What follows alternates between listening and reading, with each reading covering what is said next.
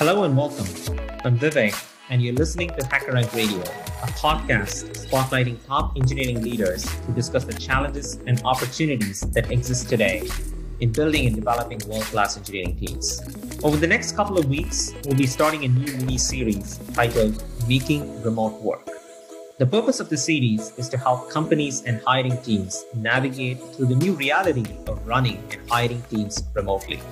In each episode, we'll speak with a leader from companies who are already leading the way in remote work. Hey, welcome, Kristen, to the show. Thank you for your time. Before we get started, maybe you could give us a little bit of a background about you, what you do at Bloomberg, and your work. Absolutely, Vivek. Thank you so much for having us. We're really excited to be joining you. So a little bit about me. I am on the engineering recruitment team at Bloomberg. My role is the team lead for the campus engineering recruitment coordinators. And then I also lead recruiting for our CTO department at Bloomberg as well. In total, I've been at the organization for about 6 years.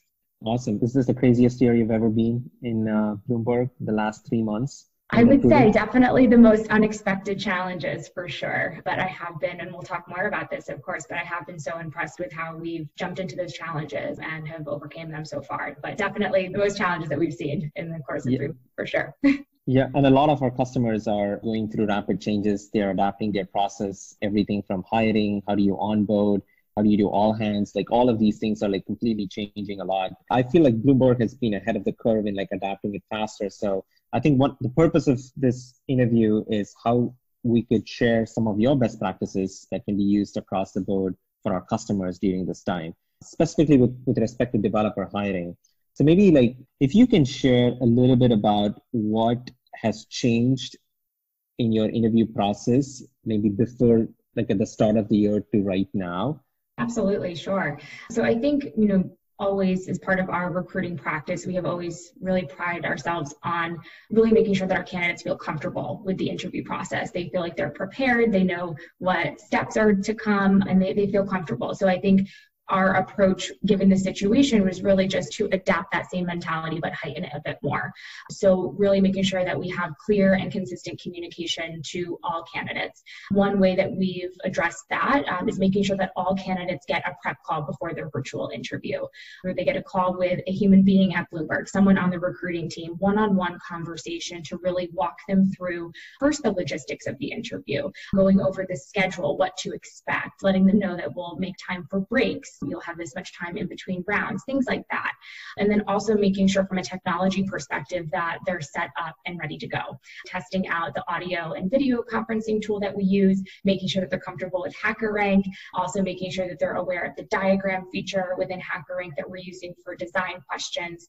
And then for the content of the interview itself, really encouraging them to ask clarifying questions to solidify that they really do understand the parameters of a problem before jumping in to solve it.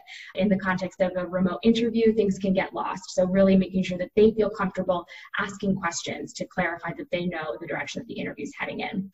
We also make sure that they understand next steps for the interview. They know what to expect once the remote interview wraps up. Another thing that we've been doing is really trying to give them more content to simulate their experience that they would get had they been in the office for an interview. One thing that we hear time and time again from our candidates is how much they love the tours, how much they love kind of getting to see the look, the feel, the culture of Bloomberg firsthand. And unfortunately, given the situation, they don't have that as readily available to them. So providing them with videos of the office, with content about our culture. We also have been running different Bloomberg terminal demos. So if you're a candidate and you have an interview coming up, you can drop into a video conference at some point during the week and just get a little snapshot of Bloomberg, a demo of our product to learn a little bit more about us before your actual interview. So really baking those different things into the prep process so they have as much information about us as possible beforehand.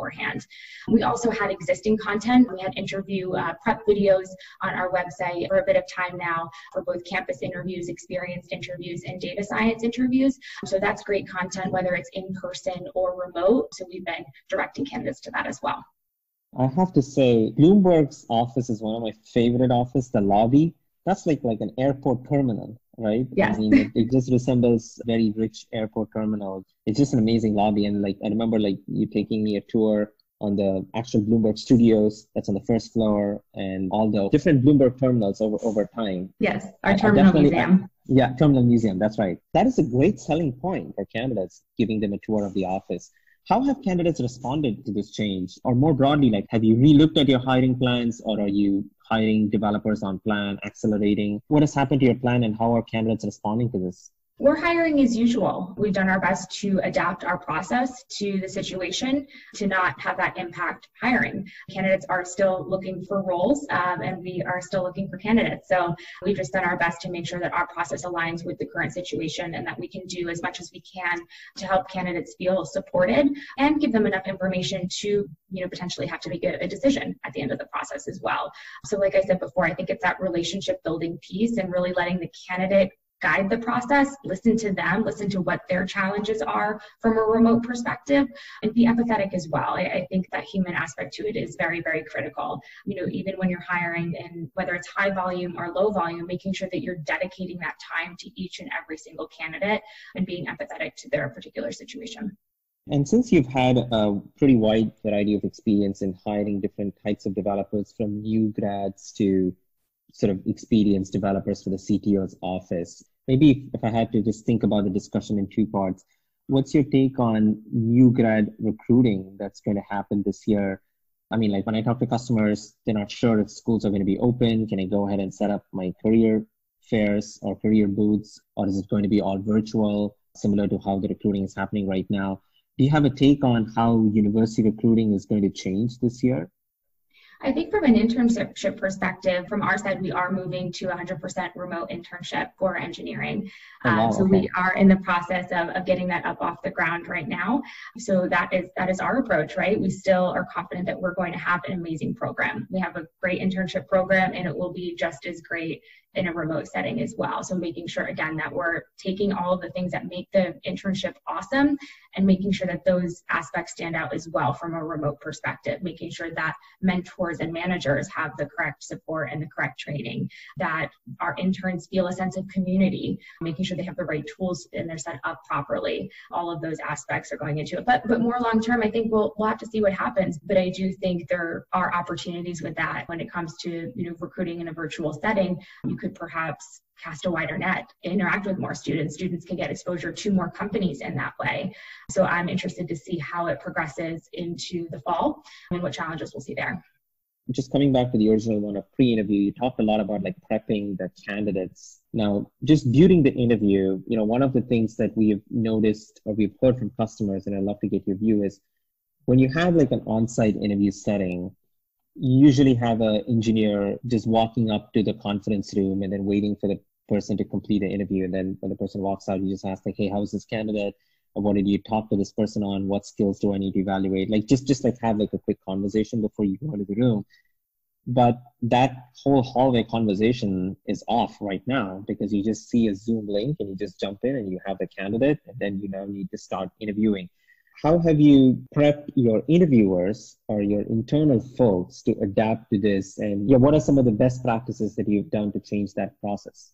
Sure. I think, with our goal always being making sure that the candidate is comfortable and has a great experience, that really comes directly from the interviewers, making sure that they're comfortable and they know what the interview plan is and that they feel supported by us as well. Even before this remote interviewing world came to be, our interviewers go through a training process before interviewing candidates at Bloomberg. So they're trained on how to assess on various competencies, how to ask technical questions, sell Bloomberg, speak to our culture. So they're equipped with the basics to be able to interview at Bloomberg. So with transitioning to remote interviewing, we were very well aware that this poses a whole new set of challenges for interviewers as well as candidates. So we've provided them a lot of tips, a lot of guidelines and resources to be able to take what they already know, but apply it to a remote setting and make sure that we're still preserving that great experience. So one of the things that we've told them is really make sure that, when you're getting onto the video conference, be aware of your environment and your surroundings. Do your best to create a neutral environment where the candidate won't be distracted by anything in the background, any noises, and also consider the lighting in the room. Make sure the candidate can see you clearly and you can see them. And do the best that you can to really put the candidate at ease. I think virtual interviews can feel awkward at times, right? You're not face-to-face in person. So it's harder to pick up on things like body language, and that can make candidates feel even more pressure and bring out their nerves even more. So give the candidate an opportunity to shine. Start with some small talk, ease in questions, and allow the interview to flow more smoothly than being so regimented. And a small thing, but look into the camera. It's a way to replicate eye contact. So that's something that we're recommending too. And waiting a few seconds in between responses before speaking to compensate for any lag time or delays in the signal, and making sure that we're leveraging the tools at our disposal, like HackerRank with the design, the diagram functionality, things like that to really make the experience complete and make sure that we can assess as well as we usually do in an in-person setting. You brought up the point about transitions. How do we make sure we're sharing feedback, things like that? Going back to even before the interview happened, our interviewers get together the day before or so, and they come up with a game plan for the interview. What is round one going to cover? What is round two going to cover? That's a practice that we had in place even before going remote, but now we do it all through a video conference. So we jump onto a video conference all together and go through the game plan. And then we use that same mentality going through the interview day. So we'll use our conference rooms, our virtual conference rooms, to jump in, to share feedback, and to go into the next round. So it's really about communication and not letting those communication points slip, just finding a different avenue to do them since we're remote. You're on a really tight ship. I'm assuming you were doing this even before the COVID situation. So you've probably been setting up all this groundwork, except for a few things. Like, I know you mentioned the diagramming a couple of times. That's been like the most common ask from a lot of our customers to figure out to doing that. So maybe like those are some of the changes that you have to do right now in the setting, but you've probably been laying this infrastructure for quite some time. Yeah, I think we've always really found it really important to make sure that not only should our candidates be prepared, but we should be prepared. And I think that we had a very solid foundation for that and a structure in place that we were able to say, all right, how do we keep this intact, but how do we do it remotely? So that has been unique, but I do think, like you said, I think we had a good infrastructure in place to be able to flip that over to a remote setting. And then moving to the third stage of post-interview. So let's say you've interviewed these candidates, you're in the debrief. How do you gain confidence in hiring when you've not met the candidate in person at all? How do you figure that out? Sure. Well, our interview process, it's pretty consistent. There's some nuances, of course, across different roles and in different areas, but for the most part, we have we have a phone interview plus 2 technical remote interviews, a manager interview, and an HR interview. That is quite a lot of people for a candidate to be meeting and to be speaking with. So when we debrief, we include everyone. So everyone who met with that candidate comes together. We're very consensus driven. And I think it really does go back to making sure that everyone knows what they were covering ahead of time and they cover those points, right? And we make sure that we have enough time to get through each and every competency that we're assessing for. Again, it is remote, but we are able to still get the same content and the same questions across. So I think that we do feel confident in that way that, yes, we're not in person, but remotely we're still able to cover the same areas that we normally would. And then still being consensus driven, having an open conversation, making sure that everyone is included in that debrief, I think that does go quite a long way. So just post the pandemic, when people are going to gradually return to work, I'm guessing there are a lot of things that are going to fundamentally change. Like, for example, I still don't know if people will be comfortable with handshakes for quite some time. And maybe people are going to get more comfortable working from home or even having a policy of like having 1 day work from home. In fact, I was just thinking about it. We had our company all hands yesterday, and you won't believe that was the most interactive all hands that we've ever had, with so many questions, everyone participating, and all of those things. And I was thinking to myself, maybe we should just host all of our all hands remotely going forward, because it just gets a lot more interaction. So I'm pretty sure there are a lot of things that are going to fundamentally change in the new world. I don't think it's going to be a restored version of 2019. So when it comes to developer hiring, you followed the process right now, which is like everything is going to be remote. What do you think are going to stick in the new normal? And what do you think will just revert to whatever we used to do in 2019? To your point, I think flexibility might be one thing, probably the largest thing that will change. Candidates starting now have the opportunity to interview from their home, no matter where they are, no matter what their schedules look like. That could be something that is more of an open door in the future, right? And also giving people the flexibility to make a decision of how they want to interview as well, I think is also something that could happen. This has opened a lot of doors and has proved that remote interviewing can work, that we can adapt our process to it.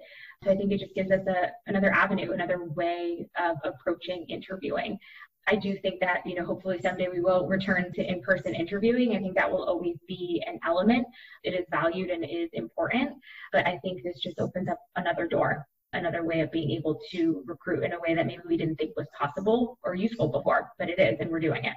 I'm pretty sure there is going to be on-site interviews when we're going to get back to work, but do you think the way that those interviews are going to be constructed will be different? For example, I have a theory, which is on-site will be more an experience for the candidate to get a tour of your office, to meet with the team, and maybe do like one hiring manager interview or one culture fit interview, but lock you up in a conference room and grill you on technical details for 4 hours on a whiteboard. Like the concept will change quite a bit. That's just my hypothesis in theory, but I'm curious to know how you think about, will it change or will it just go back to the 2019 way where you just do one phone interview, bring the candidate on, do a bunch of technical on-sites, and then do the hiring manager culture fit and do it? That's a really interesting take on it, Vivek. I hadn't thought about it that way before, but that is very, very interesting. And I imagine that we'll see that something of that nature. Who knows exactly what it will be, but something will change, right? I think even just the way that we've been looking at interviews now, we've been breaking up some of our interviews. Sitting in front of a computer screen for 6 hours is not ideal. And that's something that we've learned through this process. So really talking to the candidate, seeing if they prefer to stretch it out over 2 days. Something as simple as that is something that we've had to mold and adapt to in this setting. And I think over time, we'll be able to assess the value of being able to do that. And is that something that we want to take into when we're back in the office? Are there different things that we can tweak and change? Even something as small as just not doing it all in one shot and breaking it down a little bit further, like you said, maybe having the in-house be more of an experience and then doing technical pieces on a separate occasion. I think those are all ideas that are definitely going to be talked about, right? Like you said, it's not going to go back to normal right away. And even when it does, there's going to be big learns that we're going to take away from this that we can apply once we're back in the office. I hope we're able to fight this pandemic and get back to normal pretty soon. I can't wait to get back to our office. And I'm pretty sure, having visited Bloomberg's office, you can't wait to get back. It's one of the most beautiful offices that I've ever visited. So, Kristen, thank you so much. And like I mentioned, like Bloomberg is one of the customers that we look up to when we think about like product features, ideas, and things on those lines. So I think your advice is going to be super valuable. So really appreciate your time. Of course, likewise. Thank you so much for thinking of us for this. You have been fantastic partners, especially throughout the last couple of months as we've been adapting and changing to this new normal. So thank you so much, Vivek, for your time and for thinking of us. Absolutely. Thank you, Kristen.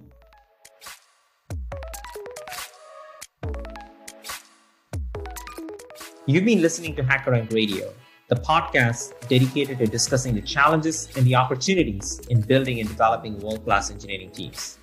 Brought to you by HackerRank, the developer skills company.